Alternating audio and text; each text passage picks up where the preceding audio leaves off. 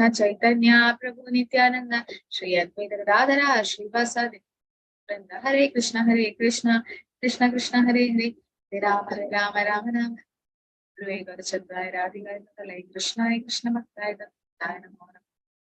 Hare Krishna. So I request all of you to come in your real name. I don't know who this 108 is, so that it's easy to interact and I know who you are. Okay, so just rename yourself and then come. So we have to start 6.7 today.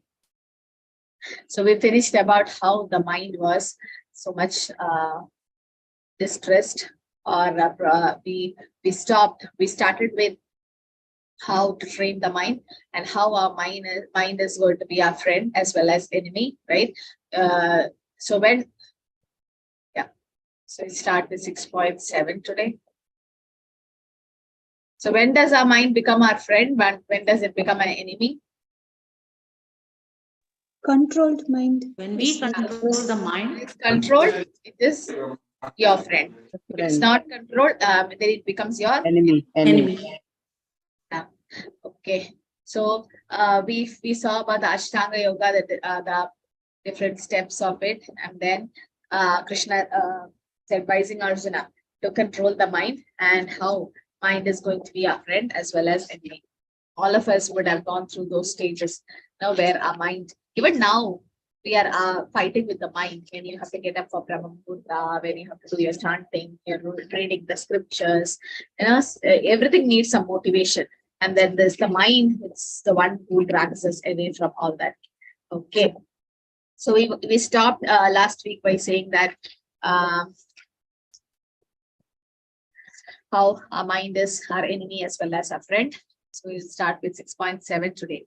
Jitatmana prashantasya paramatma samahitaha shitoshna sukukeshu tata mana pamaneo. The one who have conquered the mind, the soul is already reached, for he has attained tranquility. Such a man, happiness and distress, heat and cold, honor and dishonor are all the same.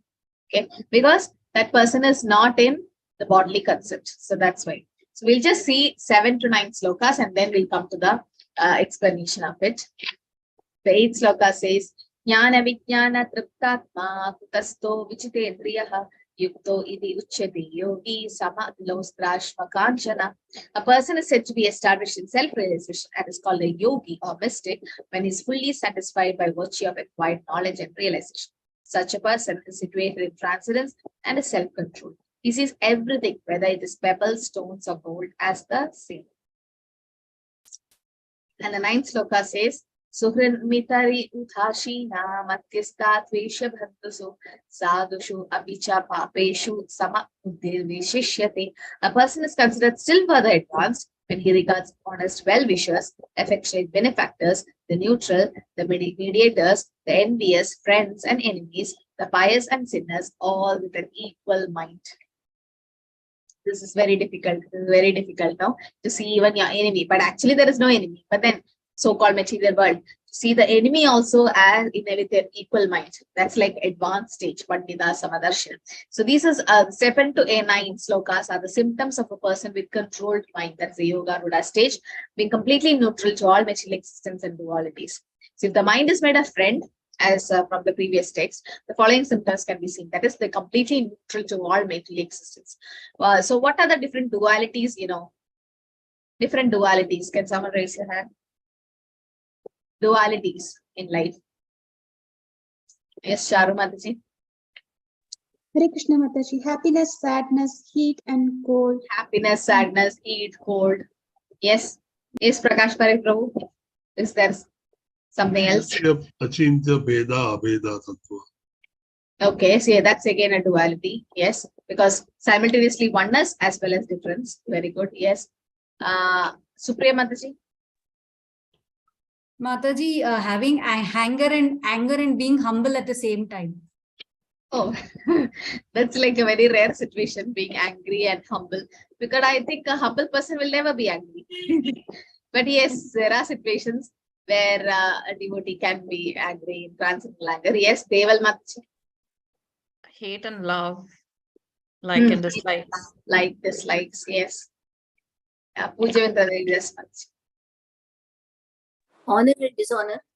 Honor and dishonor. So really, so honor is very easy to accept, but then dishonor, it takes a lot of you need a lot of mental strength to face it. So it is said that if you are taking the honor, like somebody appreciate you and you take the honor, you should take the dishonor also, or defame also. Like, so before coming to Krishna consciousness, if in your office or workplace or wherever it is, and some people gossips about you and you come to know, then you used to feel so bad. But after coming to Krishna consciousness, it's like they're talking about my body, this material body. I'm not that real body. No, I'm spirit soul. So whatever they talk, it's nothing for you. Actually, the karma goes to them. So it's not on you. The karma is actually on them. If they talk something bad about you, even gossip has karma coming. So person becomes stable in dualities. Yes, initial stage when we are neophyte, when we are just started chanting Hare Krishna, this all affects us. But as we advance in Krishna consciousness, all these dualities will not affect. So they are neutral to all material existence and dualities, sees all objects equally, pebbles, gold, and stone. So does anyone know that story of Sanatana Goswami? How where this is an example for that. Seeing pebbles, stone, gold, everything is same. No idea? Sanatana Goswami and a Brahmana. Miss Charu Mataji. Hare Krishna Mataji. Once Brahmana and a wife was staying, and the wife was not so happy with the way they were living. So, and she sent him out, and that Brahmana happened to meet Sanatana Goswami, and he was seeing that Sanatana Goswami was very happy. So he asked him, what is it making you so happy? And what is it that I'm not lacking? So Sanatana Goswami said, do you really want to know what is it all about? Then you go and find that he would show some a bin or something like a heap where the gold will be there, something like a waste segregated, and there will be a gold. So he said, if you can make a life out of it, go and take this gold and then live happily. And when the Brahmana come back home and then show this to his wife, first they will be happy, but then the wife will get a doubt. How is it that that Goswami is not utilizing of this gold, which means that he is having something more than this gold. So then he should be happy with something else. So she's sending this Brahmana again to the Sanatana Goswami to ask what is it that making him more happy, because he has already shared the gold. So when this Brahmana go and then ask him, oh, you have given me the gold, but still you seem to be happy. What is it making you so happy?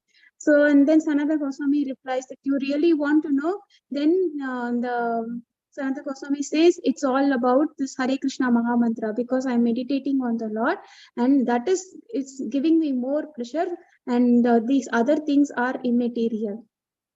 Sorry Yes. if I missed something, but No, same story, but instead of the wife, we had heard about the daughter. Like, we want the daughter to get married. He was actually a devotee of Lord Shiva.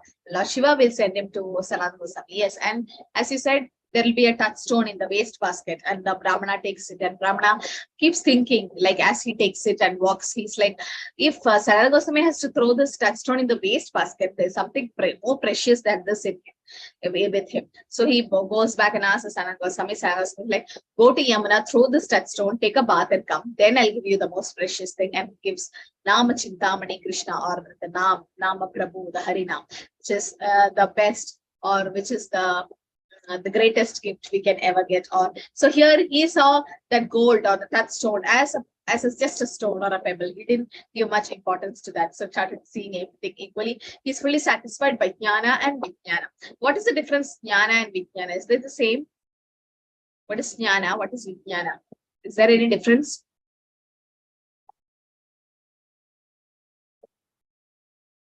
Yes, Deval Mataji. Jnana is knowledge and Vijnana is the knowledge of the Supreme. Almost close. Vijnana, jnana is knowledge. Vijnana is some more. Okay, knowledge of the Supreme. Matter and the spirit.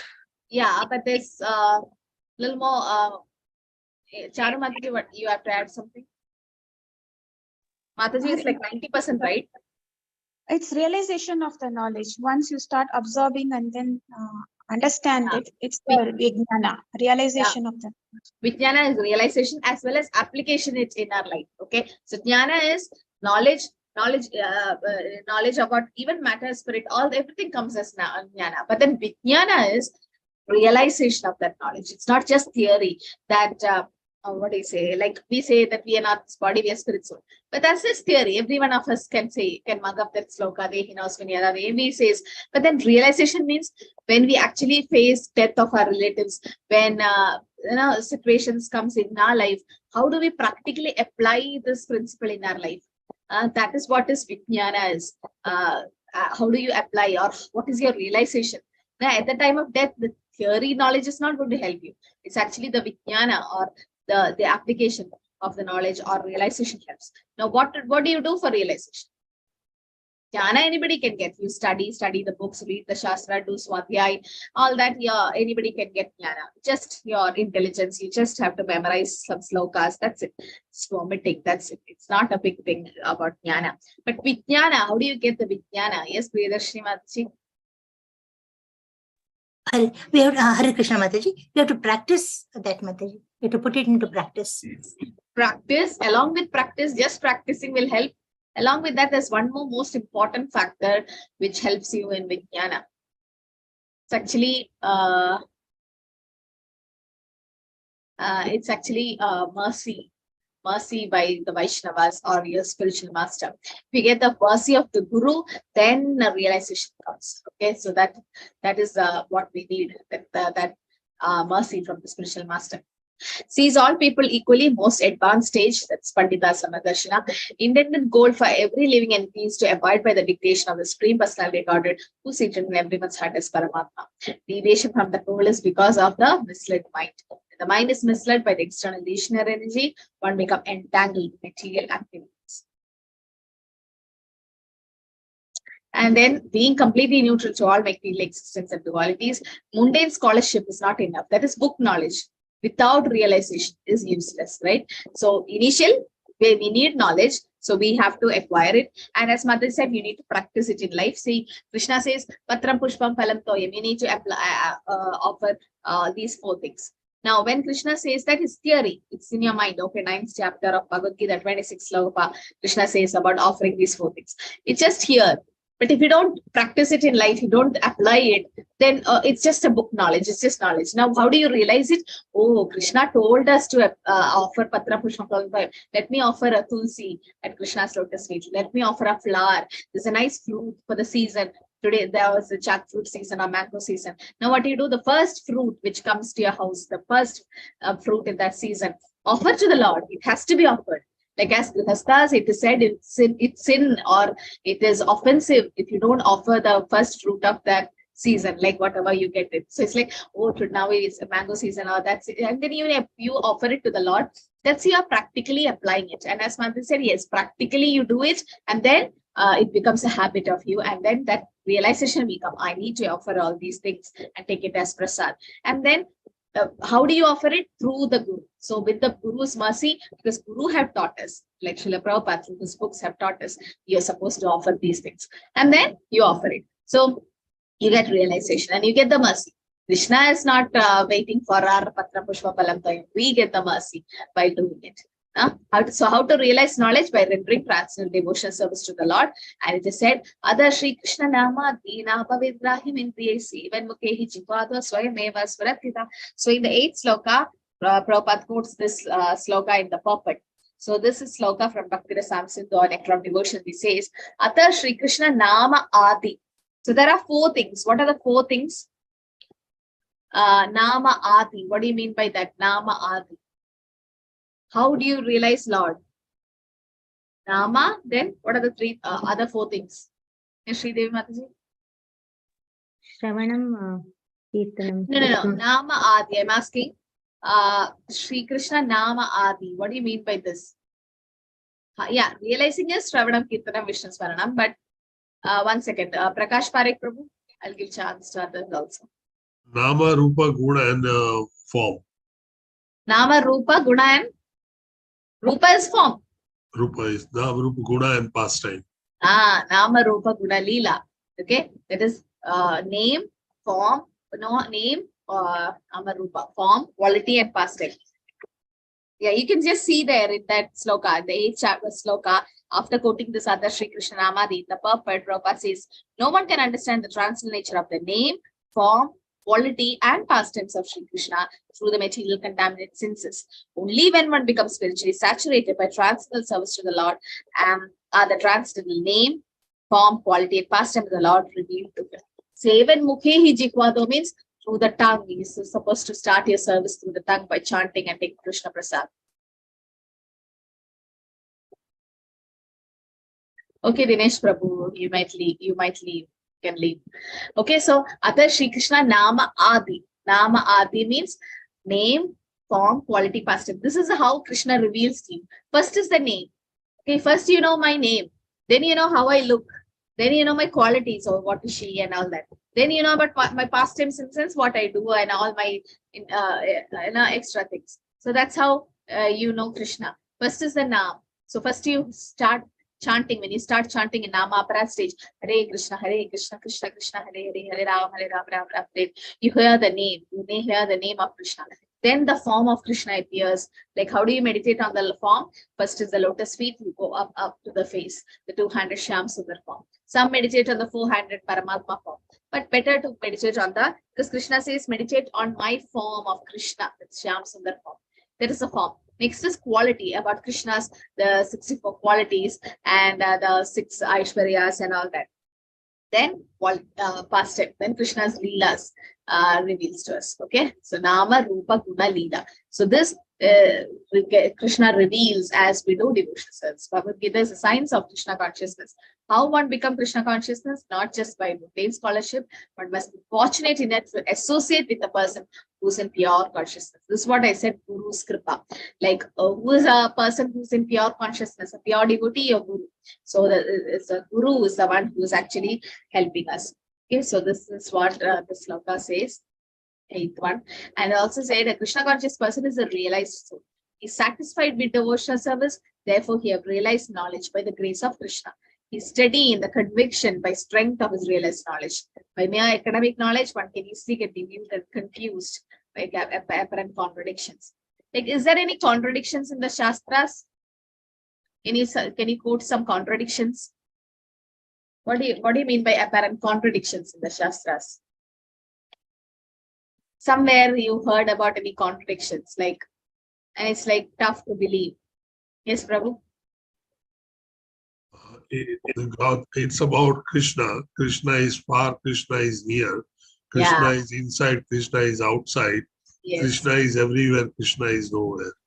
So you're quoting from Ishopanishad. Ishopanishad. Yeah, verse 5. So yes, so Ishopanishad.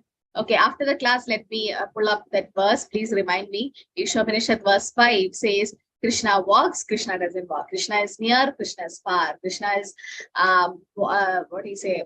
Everywhere. No, everything is in Krishna, but Krishna is in everything. No, it's all contradict. Krishna is far, Krishna is near. How do you explain this? Except Prakash Parekh Prabhu. Who else knows this? Krishna is far, at the same time Krishna is near. How do you how do you argue the statement? Sridev Mataji. Yeah, Krishna is in Paramatma, so he is near. Yeah. So and Krishna is first Paramatma in a heart, so he is near. And he is in Goloka Vrindavana, which is very far.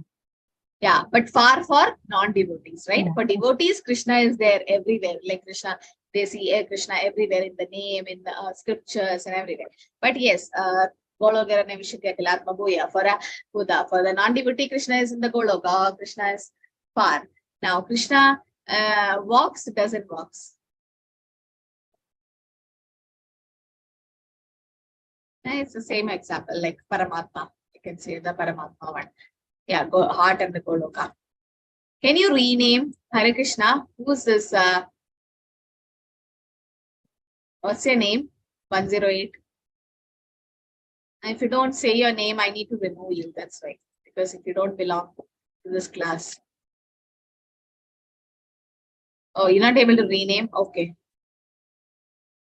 Yeah, okay. Mataji, okay. This is Manashi. Yeah, okay, Mataji. I just want to know who you are.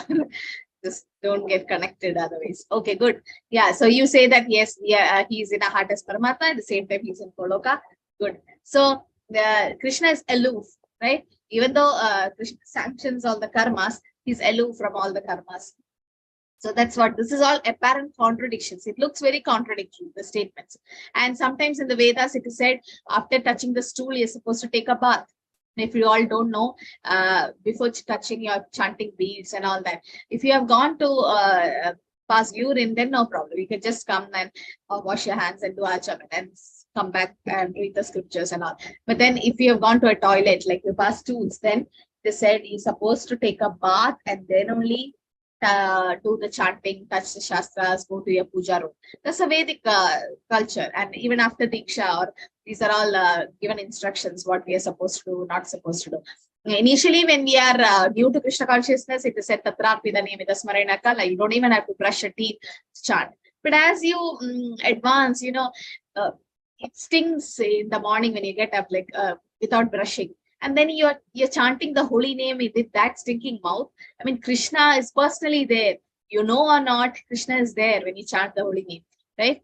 Nama Rupe Krishna Avatar, Kali Yuga, Krishna is in his holy name. Krishna dances in your tongue when you chant. So why don't you just brush your teeth or just take a bath and then be fresh, so that because Krishna comes near you when you chant. So slowly, as you advance, we come to realize it. Not every time we realize. Yes, there are some situations where we can't do all these things, but that's okay. That is exception. But after passing stools, it is said you're not supposed to touch the scriptures or touch your beads, go to the puja room. You know, that is one thing. But at the same time, cow dung is used even for Abhishek. Sometimes a little bit of cow dung and cow urine is used. And sometimes cow dung is sprinkled on the puja room or something like that. In Vrindavan, there is a Vrindavan Institute of Higher Education. There's a small temple. The temple is completely smeared with cow dung. So even cow dung is the stool of an animal. But then in the Vedas, it is said that's pure. Cow dung is pure. But when you touch other stools, you're supposed to take a bath. What is other example like this contradictory in the Shastra? Cow dung is one example. What is other example? Does anyone know? I'll give a clue. This is used in the altar during Aarti. This thing. Conch shell, Shankar. Yeah, conch shell. Conch shell is supposed to be what? It is Conch bone. is- Bone It's a of, bone of an animal. Yeah. Doesn't even know which animal. I don't know which animal it is. But it's a bone of an animal. So you're not supposed to use the bone of an animal inside an altar. But yes, Prabhu. Sarva. Oh, Mataji. Hare Krishna. Hare Krishna Mataji, it's the snail Mataji, the molluscan snail. Oh, okay. So big one. Big Yeah, conch shell. Mataji. Yeah, snail. Oh, okay. Noctilus or Pila, they have big shells. So inside that they live. Yeah. So that's what they are used. No, it's used in the temple and then blowing the conch shells during the Aarti. Yes, Mataji. It is not the bone, Mataji, it is a shell. No, it's a bone. The conch shell is not just a shell. No, Shells are the Mataji. small ones. I'm talking about the big shanka, which is blown during the Aarti. Yes, Mataji, even that. There No, are that's- calcium no, carbonate depositions on the animal, Mataji. That's a bone actually of an animal. It is given in the Shastra that it's a bone of an animal. So, yes, Mataji. Mataji, it's called exoskeleton. I mean, there are two types of skeleton. One is endo and one is exo. So this is exoskeleton. In cuttlefish, we find this same shell inside the skin. So there are two types of skeleton. So it is bone also, it is called. But that bone is, shell. I mean, the cell deposit. The calcium deposition takes place, and which helps in saving them from all the predators. Yes, Prabhu. In fact, as we have the nails and the hairs, they are also skeleton. They are exoskeleton. Similarly, this shell is a bone, is an exoskeleton, and as Mataji said, it is on the paella, which makes such a big shell. Yes. And they stay inside. Yes, it is. Okay. Yes, Prabhu. Yes. So that's what again contradiction, like using the bone of an animal inside the altar. So, so sometimes that's what. So Shastra, there is so many contradiction things, but then it's what the Vedas have approved. then we use it. Even cow's urine for that matter. Yeah, but then cow's urine is not regularly used. Only during that, sometimes during the Abhishek time, it is a little bit of that is used. Self-control by the strength of his realized knowledge, scholarship, that is mundane, and mental speculation, which are told to others, are as good as pebbles or stone. So emphasis on taking association of Krishna conscious person, that the association is very important. Bhagavad Gita is science of Krishna consciousness and cannot be understood by its scholarship. Real fortune is to associate with one in pure consciousness. That is a real fortune of us to associate. So we have finished till 9. Now we'll go to the 10th sloka. So in the 7 to 9 sloka, symptoms of a person in Yoga Rudra stage is mentioned. I'll summarize. He have a controlled mind and he have attained tranquility. He completely approaches the super soul. It's neutral to all dualities like heat, cold, happiness, distress, honor, dishonor, or all that. He's satisfied with the Shastric knowledge and he have realization. He's situated in transcendence and self-control and situated and he's self-realized. He's called a yogi or a mystic. And he have equal vision with pebbles, stones, and gold. And he's equipoised with well-wishers, benefactors, neutrals, mediators, envious, friends, enemies, and all that. So this is how Krishna explains here about the Ashtanga Yoga. Now he will describe the activities in the practical stage, that is method to achieve the goal of perfection. That's in another PPT.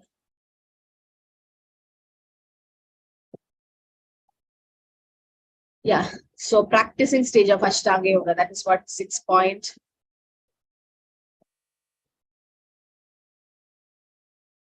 is about.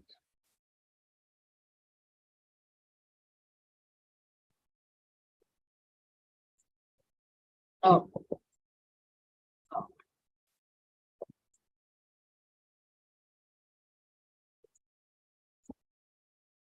You're able to see full screen or just half?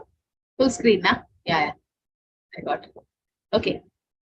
So we'll go to 6.10. Stages of Ashtanga Yoga practice. How 10 to 17 slokas, Krishna explains about practicing stage of Ashtanga Yoga.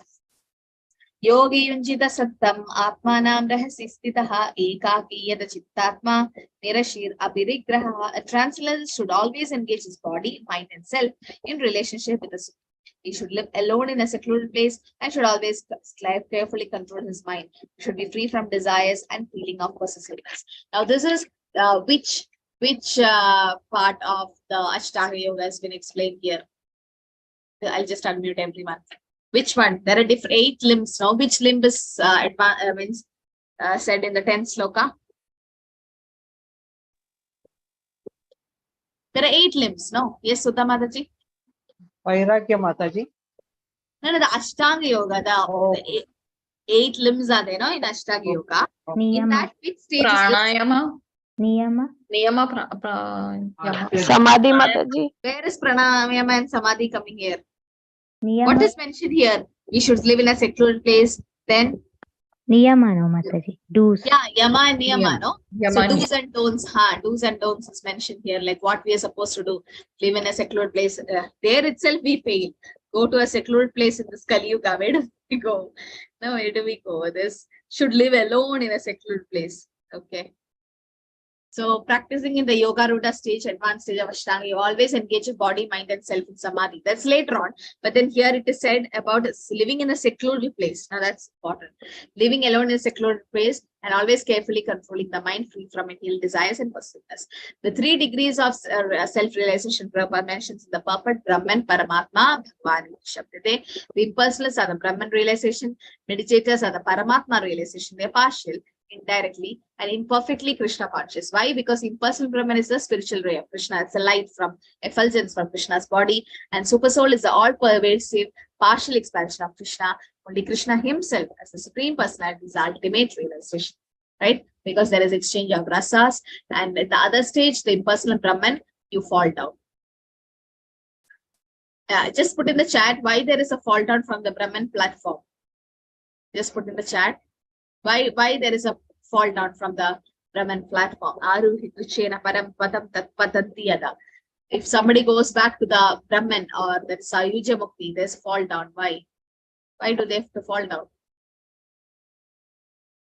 When goodness is finished,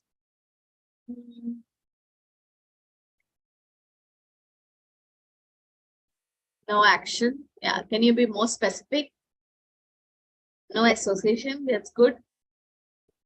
But in Brahma Yujoti also, like there are so many who are already in Brahma. Yeah, last, what is the real cause why there is a fall down from Brahman or Sayuja Bhakti?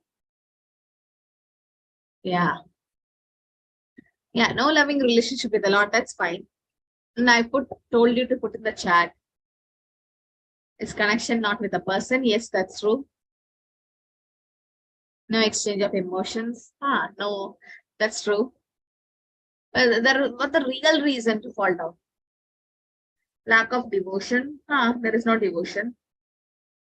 Yeah, the real reason is, as Sarvandiri Mataji and Sridevi Mataji have quoted, and there's no service there. There's no Sevananda, only Brahmananda. Like you take a flight.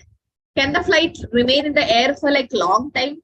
How long? Till the fuel gets over? It has to land somewhere, or else it's go and crash. It has to land. No, the flight can't be. Similarly, we go to the Brahmajyoti, it's like a space. You can't be just loitering around there. There should be some occupation. There should be service. They should be engaged somewhere. No, because the soul is normally very active. The soul is very active. So you're supposed to have some activity. So, but if you go to the personal accord of the Lord, there is so much service there. There's so much devotional service there. What happens? There's no chance of falling down because you're so engaged there, and you don't have to come back because that's a permanent platform. And the Brahman is just a temporary platform for time being. And there's only Brahmananda. There's like, yeah, you get bored by it because there's no seva service. Actually, there is boredom. But in the spiritual world of the Lord, there's no boredom because every step is a dance, every word is a song in the spiritual world. So it's like 24 hours Kirtan, 24 hours Japa, 24 hours Bhagavad Katha, and inner service in the spiritual world. Instruction to all the three transcendents is given here to constantly engage in their pursuits to come to the perfection sooner or later. Srila Prabhupada writes, first business of a transcendent is to keep one's mind always on Krishna, concentrating on the mind of the Supreme. That's called Samadhi. And concept of Yukta Vairagya, a complete renunciation, and Falgu Vairagya is mentioned here. Okay. Anasaktasya Vishaya Yadadham Upayujjate Nirbandhe Krishna Sambandhe Yukta Vairagya Muchyate. So what is Yukta Vairagya? And Rapachika Tayaputya Hari Sambandhi Vastara Mumukshivi Parityago Vairagyam Falgu Katsute. So what is Falgu Vairagya? What is Yukta Vairagya? What is the difference? Is there any difference?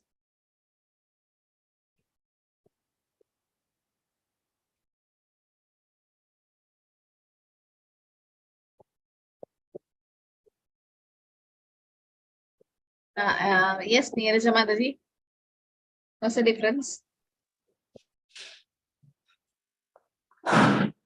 No, Mataji, by mistake I have raised my hand, Mataji. You don't know the difference? Falgu Vairagya? Yeah, it's there. Difference is there, Mataji. Falgu means just for the namesake. Yeah, namesake Vairagya. Like it's superficial. It's not the real. And what about Yukta Vairagya means what? That is very seriously becoming renunciation. Yeah, but how? How do they do it? Yes, Deval Mataji. Hare Krishna Mataji. Yukta Vairagya is like renouncing everything and using everything in the service of the Lord. And Falgu is renouncing outwardly, but inwardly you have desires. Okay. So yes. So Yukta Vairagya means using everything in Krishna's service. Nirbandhe Krishna Sambandhe Yukta Vairagya Muchyate. Right? Whatever, like for a laptop, you can just renounce it, saying it's Maya. But then it's used in Krishna's service. That means it is Yukta Vairagya. Right? So once Srila Prabhupada was asked, like, Prabhupada, you are more glorious than your guru. Why? Because your guru started only 64 Gaudiya Matas, and you have established 108 temples all over the world. So Prabhupada said, yes, that's because I used aeroplanes or flights to just go everywhere. And that's kind of a Yukta Vairagya which he did. And if you had given the same aeroplanes to my spiritual master, he would have, instead of 108, he would have done 1,008 temples because my Guru Maharaj is more powerful than me, right? So Bhakti Siddhanta Saraswati didn't have use an aeroplane. In those days, it was not there, but still he used a car to preach. And in India, he could have 64 Gaudiya Matas, and walkingly he have gone, or he have gone by road. But Prabhupada, he could take a flight by Krishna's mercy, and then he could establish 108 temples. So some people criticize Prabhupada. You're a sannyasi, you're supposed to be a renounced person. You're using such posh airplanes, and you use such sophisticated dictaphone and all so many other things to use in your life. But Prabhupada was not using in for his sense gratification. He was using in Krishna service. The flight, whatever he have taken, it's for whom? It's to preach Krishna consciousness so that quickly he can go. So Prabhupada says, yeah, I'm using the flight. Why? Because when other yogis are walking and going to that place, I can take a flight and reach that place. Or when they are going by ship or road, I can take a flight and go early. Because I can go and speak and preach Krishna consciousness before they reach. I can do the preaching, and I don't have much time. Prabhupada's like, I don't have much time. I have to do it everything fast. So in that way, he's completely renounced person, but then he saw everything nirbande Krishna sambandhe, everything to be used in Krishna service because everything belongs to Krishna. Ishava Sevdam Sarvam, it has to be used in the service. And what's the Phalgu Vairagya? Prapanchikata ya buddhya hari sambandhi vastra mumukshibhi parityago vairagya phalgu vichade. Something can be used in hari sambandhi vastra. It can be used in Krishna service, but you renounce it, saying that, oh, that's not. But inside you have the desire. Phalgu Vairagya is also called Markada Vairagya, like a monkey renouncing. So that is the example given here about Yukta Vairagya and Phalgu Vairagya. Now, we'll have a small 5 minutes breakout room here. Forgot to make that slide.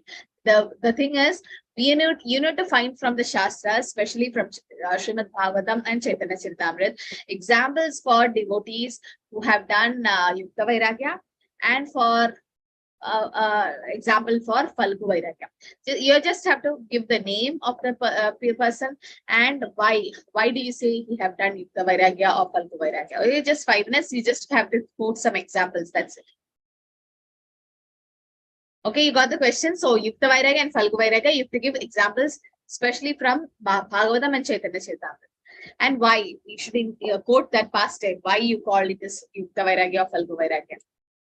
5 minutes would be done.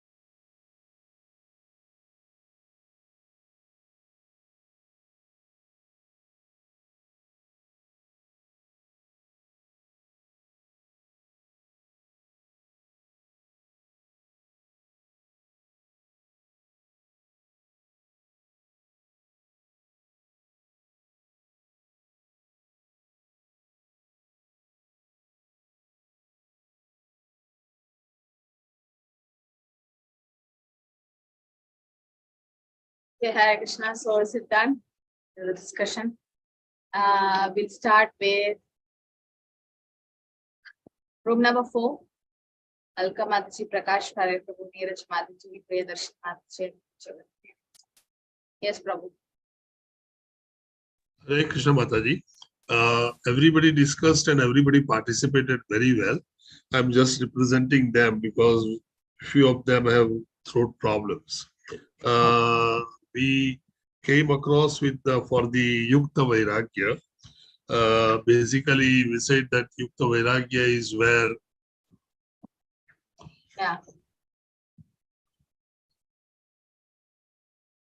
Yukta Vairagya is where you use all the material and everything for the Krishna, and you never get connected to it.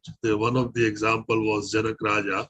He was living in a palace. When he was asked to leave the palace, he walked out and went to jungle even without looking once at the back for the palace. So he was not connected at all with the palace, though he was living in a palace. So he was having a Yukta Vairagya. And similarly, Parikshit Maharaj, he was having a big kingdom when he was ruling the world, but when he was given a curse, he spent all his time listening to Srimad Bhagavatam from Sukadeva Goswami and left the whole kingdom without even thinking once for it. For a Falgu Vairagya, would come up with one example, Prakash Hemendra Saraswati, the one who gave curse to who misbehaved with Lord Chaitanya Mahaprabhu. Who? Prakashananda Saraswati? Prakash Hemendra Saraswati. Priyadarshini Mataji knows about it. Priyadarshini Mataji, could you explain? Mataji, you meant... Yeah, Hare Krishna Mataji, Hare Krishna. Now in Kashi, when Chaitanya Mahaprabhu was going chanting, now Prakash Saraswati was chastising him, saying, "What is this you are chanting?" He didn't actually appreciate. He was actually sarcastically saying, "What is all this?" In Chaitanya Mahaprabhu said, "I am a fool. That's why I am doing it." He wanted him to know that what he was thinking is wrong. So this happened in Kashi Mataji, Prakash and Saraswati's example. And then later he came around. Falgu Vairagya, that's what I'm thinking. No, he was not into devotional service. It was all only, apparently he was a devotee, but he was not Mayavadi. Mayavadi, yes, Mayavadi. All Mayavadis are that way, Falgu Vairagis only. So impersonalist, impersonalist and then the pretenders. Pretenders. There's one more very nice example in Chaitanya Charitamrita for a perfect Falgu Vairagya. But let's see. Let's see whether other rooms come up with it. Okay, so we'll go to room number 3. Arvind Prabhu, Deval Mataji, Kumar Prabhu, Sachin Das Prabhu, and Sri Devi Mataji. Yeah, Sri Devi Mataji. Hare Krishna Mataji. Yeah, we discussed and we collectively came with these examples. For Yukta Vairagya, in Chaitanya Charitamrita, it is mentioned like Chaitanya Mahaprabhu told Raghunatha Dasa Goswami to be like a family man for 1 year, but inside to have the devotional service. So he did the same thing. And other examples are Ambarish Maharaj. He was outwardly a king, but he was very devoted to Krishna. And even Vibhishana, he was a king. And Hanuman, he burnt Lanka, not with anger, but for the service of Lord Rama. And Falgu Vairagya, Rupa Goswami told like Prakashananda Saraswati is externally renounced, but he is not devoted to Krishna. So he is Falgu Vairagi. And then Saubari Muni, he was attracted by seeing fishes in the... Saubari Muni went to do tapasya inside the water and he got distracted because of seeing 2 fishes meeting. And then Vishwamitra, he also got distracted because of the Apsaras. Yeah, I had only one contradiction in that. Okay, all the examples you have said, but in that one example, I feel little out of box. Let's see that one. Wait, room number 2. Manisha Mataji, Anita Mataji, Charu Mataji, Nima Mataji, and Supriya Mataji. Speaking. Okay, I'll admit everybody. Who is speaking? Room number 2. I'm not able to. Hare Krishna. Hare Krishna. Yes, for Falgu Vairagya, Durvasa Muni. That's why he has, for Ambarish, he has done no. That's why he Falgu Vairagya only. And Ambarish for Yukta Vairagya. Okay. And then Chota Haridasa in Chaitanya Charitamrita. And Ramananda Rai. For which Vairagya? Falgu Vairagya. Good. Okay. Yes. And Ramananda Rai is a good example for Yukta Vairagya, no? Yes, ma'am. Yeah. That only we have discussed. Okay, nice. That's all nice examples. Prahlad also. Prahlad Yukta Vairagya. Yukta Vairagya. So room number 1, Kadambari Mataji, Kishore, Prabhu, Rekha Mataji. Yeah. Hare Krishna Mataji. This actually the names what we have discussed almost have covered. This only Falgu Vairagya we have the special name, that is Lord Indra. And Yukta Vairagya, all names have been covered. What we have discussed: Haridas Thakur, Ambarish Maharaj, Parikshit Maharaj. That's covered. Yes. Okay. So so as Sridev Mataji mentioned about Raghunath Das Goswami, that example comes in Falgu Vairagya. Actually, he didn't do Falgu Vairagya, but Mahaprabhu says that, why are you running and coming to me, renouncing your family, your wife and parents and everything? No, this is like Markada Vairagya or Falgu Vairagya. Falgu is actually a river in Gaya, where it looks deep, but it's very shallow. So the renounce, he's telling to Raghunath Das Goswami, yes, Antarnishta Bahya Vyavahar. Inside you should be renounced, but outside you be like a karmi or a grihastha. But now you're doing is Falgu Vairagya. So initially, the example given for Raghunath Das Goswami is in Falgu Vairagya, and Chaitanya Mahaprabhu says, don't do this. But later on, yes, all the Goswamis do Yukta Vairagya, right? They used everything in Krishna service actually. And yes, Mataji. Hare Krishna Mataji, Dandavat Pranam. Mataji, I know name of 2 Rishi Munis. One is who, I don't know the name of Rishi Munis. There are 2 examples. One is a Rishi Muni who got married to 50 of the one king's daughter. 50 daughters. That is Saubari. That's they told Saubari, because he was meditating inside the water and saw the 2 fishes mating. So someone quoted the example, no? Okay. And one more. And one more is Mataji, Rishimuni, who took Lord Krishna, how he had 16,100 forms. So one Rishimuni took 9 forms, and all were doing the same deed what one Rishimuni was doing. Yeah, I forgot his name. Yeah, it is mentioned about the 9. If they even remember, they will much remember. It's like that, Rishi was having 9 forms, and their Prabhupada quotes like, they can't imitate Krishna. Krishna is like in 16,108 years. So that's Falgu Vairagya and Yukta Vairagya. So Yukta Vairagya is using everything in Krishna service. So initially, not initially, in Krishna consciousness, we are supposed to do that, using everything in Krishna service. Like, for example, you have a car at home, or you want to buy a car.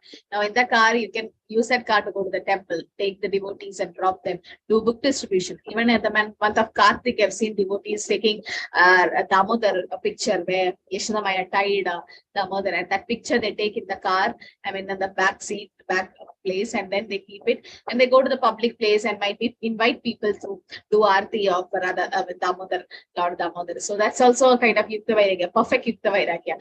And using the car for book distribution, preaching. I know one Grihasthas, they always have some books in their car, wherever they go, and they keep distributing the books, Prabhupada's books. So being Grihasthas, not only brahmacharis can do, even Grihasthas can do it, because you get a lot of mercy with it. So everything is used in Krishna service. That's called Yukta Vairagya, a perfect example. And others, all the examples what you said, yes, as Priyadarshini Mataji, even the Mayavatis, yes, they show a very renounced outside, but inside they have a lot of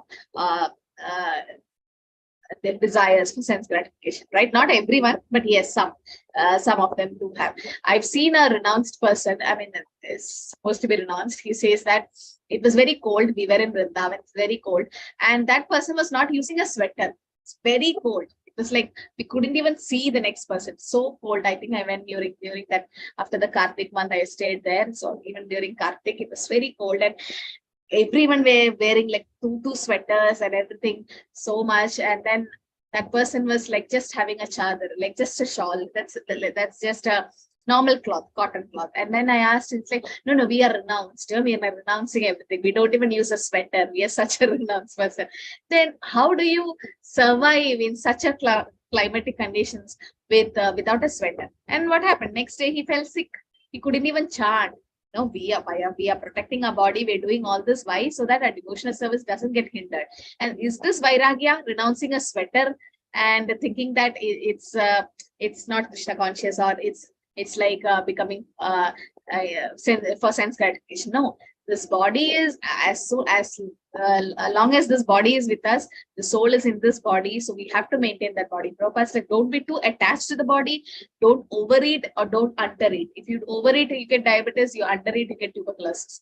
It's like, don't over take care of your body, but at the same time, don't neglect the body, because this body is an instrument to go back to God. Even though this is non-permanent, with this non-permanent, you can achieve the permanent. So that person, when they renounced a sweater, and you know how they were criticizing Prabhupada by showing that how Prabhupada was using nice sweaters. Whenever you see where Prabhupada goes abroad, he was very nice, costly sweaters. That's been gifted to him by his spiritual daughters and sons, so that Prabhupada's health is okay to preach, can preach. Now Prabhupada's like taking nirjal during Ekadashi and just sleeping. That's not the right thing. You eat and go and preach, right? So what is the use of, this is saying that, oh, I won't eat anything today. Today is Ekadashi. I'm a Vairagi. I don't take all that. But then inside you have sense gratification, sleeping, and you feel, no, that's not the right thing. No, our consciousness should be in Krishna. So many places, even we do Yukta Vairagya sometimes. I mean, Falgu Vairagya sometimes. Right? We have. So a monkey, why is it compared to a monkey? Because a monkey doesn't even have dress. It doesn't have a house. Doesn't do any storage. But then his intention is how to satisfy my senses. What do I get to eat? How do I grab things from people? And it looks like a renounced person, but inside having so many desires. So that's called a false renunciation of Falgu Vairagya, which we can see, yes, as you all said, different examples, very nice examples, how Falgu Vairagya is actually bad. And that's not going to help you. So here Prabhupada have mentioned that a Krishna conscious person will know that everything belongs to Krishna, and thus he is always free from the feeling of personal possession, and he doesn't hunger for anything, or he doesn't lament for something, right? Because everything belongs to Krishna, and he's aloof from material things because he's transcendental. He's always alone, having nothing to do with a person not in Krishna consciousness, and a person in Krishna consciousness is a perfect yogi because he's renouncing. Like you go in front of one of a nice example, which Prem Kishori Mataji used to say is, just go in front of a Reserve Bank of India and say, I renounce you. What does it belongs to you, first of all? And you say, I renounced you. Now Mataji is like, you go in front of the bank and say, I renounced you. First of all, it didn't belong to you. That bank doesn't belong to you. And how do you say it? So nothing belongs to us. Even this body doesn't belong to us. No? Everything belongs to Krishna. Right, this is the example where Chaitanya Mahaprabhu said to Sanatana Goswami. Does anyone remember about about the body? What was that past time where Sanatana Goswami is going to do something, and Mahaprabhu says, "This your body is my property." No one remember? He tried to commit suicide. Tried to commit suicide. He wanted to commit suicide because he had some skin disease, right? So he tried to commit suicide in front of the Ratha, and then Mahaprabhu is Paramatma in everyone's heart. Mahaprabhu is like, what are you trying to do? You're trying to destroy my property. Your body is my property. So similarly, Krishna is in our heart as Paramatma. He is the real owner. We are like the rented person. Now you give a house for rent, you are the real owner, and the person who comes to stay that's for rent. They're in an agreement. They're going to vacate during a particular period. So similarly, this body is like a dress. It's given to us for a temporary period. The real proprietor is Krishna. So this body also belongs to the Lord. How can we renounce anything? No, this body doesn't belong to us. So whatever related to the body also doesn't belong to us. Everything belongs to Krishna. So why don't we use it in Krishna service? That's what we learn slowly in Krishna conscious life. That's why there is no material life for a devotee. Sometimes you ask the question, how do I balance my material and spiritual life? It's like very difficult. But for a devotee, there is nothing called material because everything is Krishna consciousness. right? They start the day with Krishna consciousness. Even going for work, karma. Why do you going for work? You get a salary. Why do you get salary? What do you do for that? With that salary, you do devotional service. No, you pay rent to the house where chanting can be done, or you buy vegetables and fruits which can be used to offer to Krishna. So everything for a devotee is spiritual. So a devotee, you do Yukta Vairagya, that is using everything in Krishna service. But then as the Mayavadis and all, they do Falgu Vairagya. Look very renounced, but internally having a lot of sense gratification. That's why they become monkeys and hogs next life in Vrindavan. Because going to such a pure dham and you have the desire for sense gratification, then material nature will give us a body like that, right? You're pious, that's why you reach the dham. But in the dham, you do aparat, and then we become animals. Yes, Prakash, correct. Hare Krishna. I didn't Mataji. In fact, one way of explaining about the difference between the Falgu Vairagya and the Yukta Vairagya is there is always a sense and the sense objects. They are always there. But it's the mellow between the two that flows from the sense of objects to the sense. That gives the pleasure to the senses. And these mellows are not there in the Yukta Vairagya, while these mellows still continue in the Falgu Vairagya. So it's like you are not taking non-vegetarian food, but then you are dreaming that you are having it and you are taking the pleasure. That's a Falgu Vairagya. Yeah. If you are really not taking it, you are not even dreaming about it. Yes. So the mellows are not there between the sense and the sense objects. Yeah, that's a nice thing. Yes. So yes. So for a devotee, the sense gratification, as you said, enjoying the senses. Initially, it looks like, oh, we are getting restricted for many things. But then we have feast now. Sometimes my friends say, without onion garlic, what do you eat? There's nothing in the world without onion garlic. But let them come for the festivals at Janmashtami or anything on Chappan Bhog, and you have like 108 items without onion garlic there in the ISKCON temple. Let them go. Now, they'll be surprised. Like, you can make so. Now, some of them argued with me. It's like the real taste comes from onion garlic. What are you doing? You're missing the point. You're missing the taste. And how do you have something without it?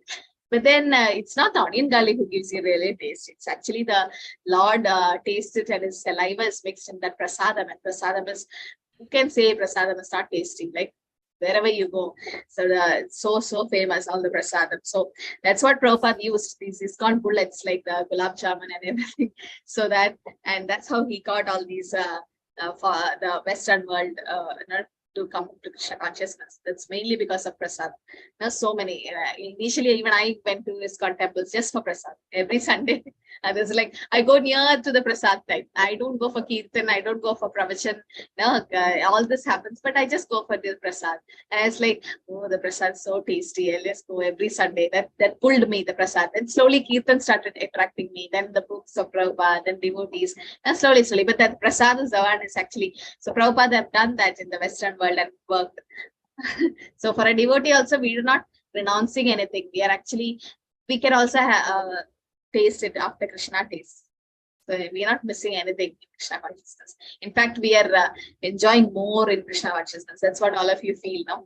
So better than we enjoyed in material life. We are now eternally happy and so much of happiness and pleasure, which we can't even put in words or we can't express it.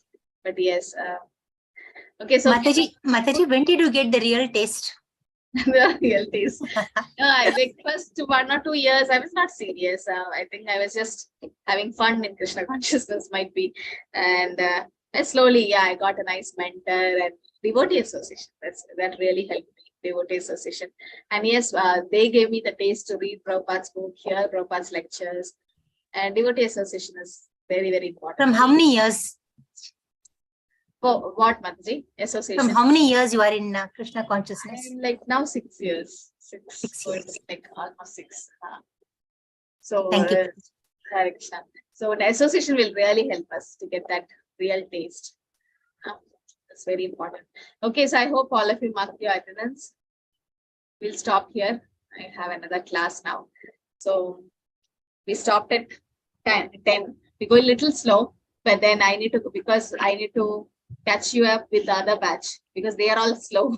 So I thought we'll finish it. We have just 47 slokas, might be. Yeah. So after this, we'll have our closed book exam. And hope you are all studying the slokas also. Sloka, closed book exam. Okay. Anything to add? Can I hear?